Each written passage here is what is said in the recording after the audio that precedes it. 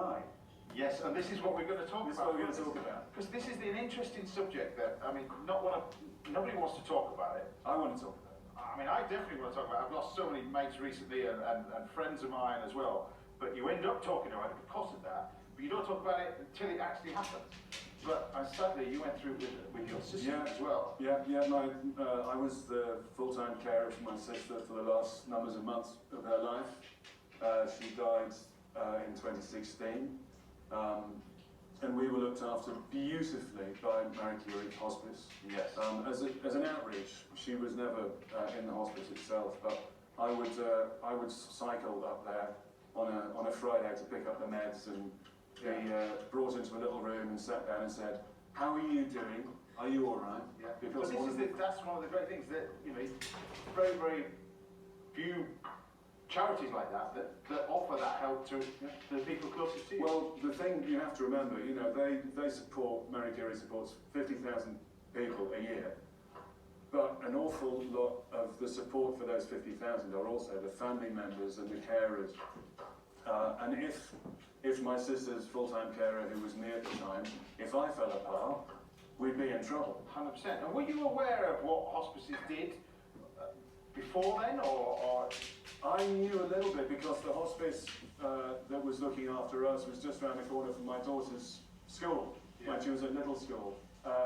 And they would go, the kids from the school would go and have, tea with folk in the hospice and try and make it a proper communal activity. But I think you can never start teaching kids about the finite nature of life too early.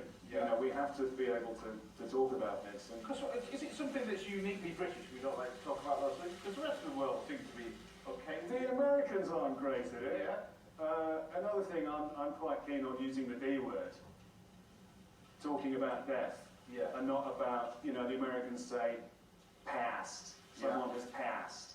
Now, you pass someone, as far as I'm concerned, on a motorway. Yeah. You lose someone in a shopping centre.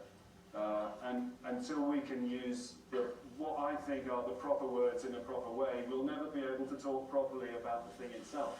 Because what was very touching is your sister, did a blog on the whole the process all the way through it. And then she got too ill, and I took over, really just as a way of letting everyone know what was happening, because I was there 24/7, and I didn't want to field phone calls and emails and texts the whole time. And after she died and I finished the blog, I was approached to make it into a book. And what's been fabulous about that is the amount of people who've written saying it gave them such solace, because when you're alone caring for someone, you think you're the only one going through this. You think you're the only one who's going slightly mad, and for someone to have written saying you do go slightly mad, you get what's called compassion fatigue. And you talked about the hospices. I visit hospices wherever I possibly can, children's ones as well. They're just it is a magical place. Yeah. What's extraordinary is there's very few places I've heard better laughter than in a hospital. And I think we have this fixation that the dying process has nothing to do with living. Yeah. This is just a culmination of a life. You are still very much alive. People are very much alive in these situations. And the people who work in these places are dripping with love and humanity and kindness. Yeah. And I find them the most extraordinary spaces. So please, people, if you are able, because one of the great things is, if you do an act of service, it's a very selfish thing, because it makes you feel so wonderful. I left there and you feel better, a better person. Yeah. This crowd are doing extraordinary work, and if you are able to go, spend some time, sit with people, bake a cake for a coffee morning, do whatever you can, because it's costly. I remember sat with a wonderful gentleman who were in Ireland, and I sat with a wonderful gentleman just over a beer. Yeah. It was 11 o'clock in the morning. We just had a beer outside, just chatted about stuff. Yeah, but that's the glorious thing. I had a lovely mate of mine who's now dead. Came round to see me, and I said, "Do you want a tea, coffee?" This was about 10 in the morning. He said, "Got any beer?" I went, "Of course I've got some beer." Yeah. And we sat and we drank and we had the best laugh. Yeah.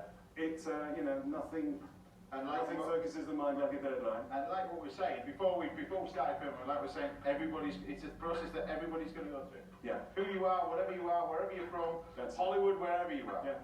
And I think, Everybody's going to go through it. I think if we are able to ask ourselves how we would want to die, then we can help people who are going through the dying process to die the best death they can have. That's the point. It is. Because you can have a good death. Look, we just got in the end. Wow. It's that quick. It is that quick. That's bonkers. Oh, that's it. That's, Look at that. so we've got. Wow. So these were just basically put under the grill. Salt, pepper. I've got my ratatouille which I made. Look, you just stuff it with a. Why does it take my wife 4.5 days to make ratatouille? She's acting. Well, no, she says you have to cook each one individually.